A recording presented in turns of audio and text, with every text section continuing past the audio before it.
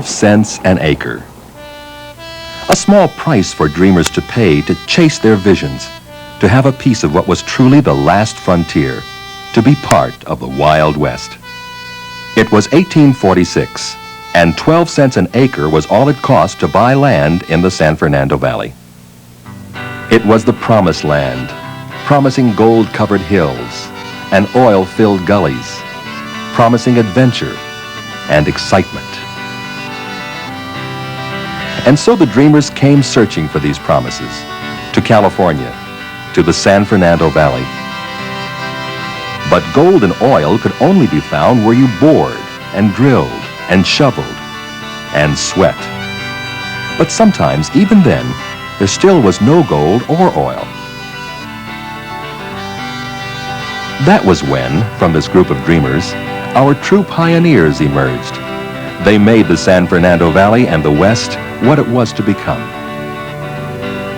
The first step was to get down to the business of living, to basics like raising a family, earning an income, and building a home. 1910. A group of influential ranchers pooled their resources so their families could build homes. Then those ranchers made loans so friends of their families could build homes. Soon they were making loans to friends of friends so they too could build homes. This group of ranchers extended the helping hand that was to become Valley Federal Savings. We desperately need a good financial institution that is honestly managed and will be an asset to the community. 1925. Land in the San Fernando Valley sold for about $70 an acre. We came to Valley Federal to get a loan to buy the property. I built the house we lived in. We were there for quite a while. We did raise our family there. Helping people is what Valley Federal has always been about. And for our customers, owning a home is their most important investment. 1934. An average two-bedroom home in California cost $4,000 to $5,000. With the Homeowners Loan Act, Valley Federal was one of the first savings associations granted a federal charter. 4 years later, the association reached its first $1 million in assets. Once the last frontier, now the land of opportunity.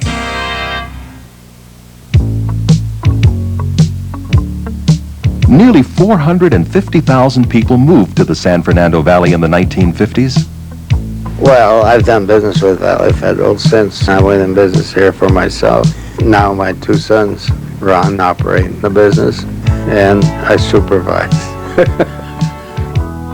1956. Valley Federal opened their second office in Canoga Park. Today's Valley Federal is comprised of 54 offices, from the San Fernando Valley and Los Angeles to San Diego and Orange counties, to the Fresno area and Visalia, and from Santa Barbara to San Luis Obispo. Valley Federal offices are positioned throughout the state, tied together by an electronic network. Valley Federal becomes involved in all its communities. It's this philosophy of corporate citizenship that sets Valley Federal apart from other savings and loan institutions. Just like those ranchers, helping the community is what Valley Federal has always done. Not only did WITSA donate the funds for our Boy Scout camp, but Valley Federal continues to support our youth programs. Bob Gibson plays a strong leadership role in United Way. Valley Federal is a generous contributor, and Arthur Aston is our chairman of the board. Being involved in the community is an important part of working here at Valley Federal. The people in Camarillo were very concerned that there was no local paramedic service. We donated funds. We also helped establish and set up the Senior Citizen Center here. Valley Federal helped raise the money for our facility, and Bob Gibson is on our board. In fact, he helped flip pancakes at our annual pancake breakfast. Involvement in the community is only part of what has made all our Valley Federal people leaders. It's their foresight and innovation that's built our strong foundation. 1938, $1 million in assets. 1962, that grew to $100 million. Today, over $2 billion strong, Valley Federal is ready to tackle the future.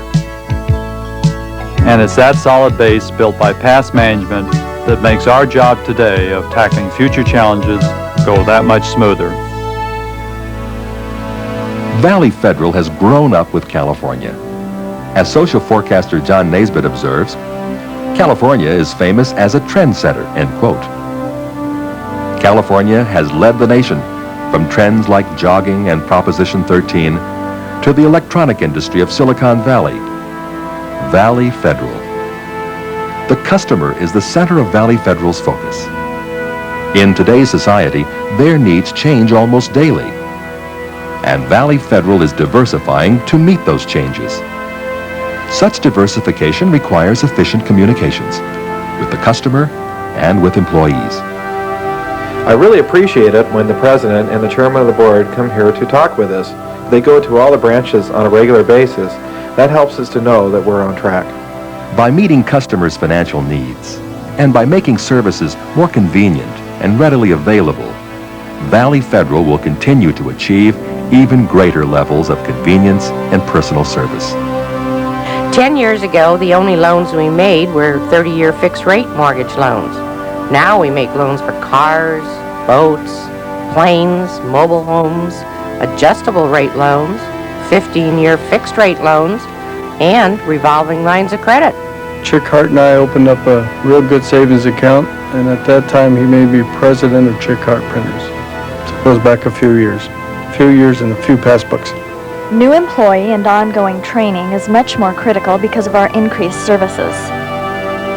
5 kinds of checking: money market, passbook certificate, stock brokerage, a full range of insurance services, and a variety of retirement programs, including IRAs and retirement plans for business, plus the new Premier Services. I'm a personal banking officer in our new Premier Services. It's really the perfect name for my job. Our larger account holders come directly to me when they need information, questions answered, or any transaction taken care of. When retirement took place, all I know is that I wanted to live off that money, and choice helped us sort out my options. Valley Federal went public in April 1983. This gives Valley Federal access to capital markets to invest in loans and to grow faster because of the increased capital base. In a world of deregulation, it's important to be ready to meet the competition. It's imperative for us to broaden our range of financial services. Our approach is definitely aggressive. Not only are we branching out, but we're also tapping new resources from other markets through our stock offering, mortgage-backed bonds, and issuing commercial paper. And we're still very much in the business of providing housing to the people in the community. Valley Federal was one of the first institutions to sell mortgages in the secondary market, raising new capital to meet the housing demand and improve profitability. We provide mortgage banking, originating loans throughout California. It's another method of efficiently providing home financing. We're going to become a leader in the financing of manufactured housing nationwide. We recognize that manufactured housing is presently the only viable solution to affordable housing. There's still a need for conventionally built houses, and we're building them. With our expertise in the housing industry, it's a natural. Providing our customers with personal service and community involvement is what Valley Federal is all about. I dare say my account number is one of the youngest they have, even though I may be one of the older depositors. They're really particular about giving the best service to customers. I feel it's a stable and good company. It's a one-stop shopping center for all my banking. Ever since Valley Federal's been here, I held those accounts. When I first started here, the main concern was to help the customer, and it still is. So you see, our future goals incorporate the goals that we have always had. Valley Federal Savings in the San Fernando Valley, California, across the nation. Valley Federal Savings. People helping people.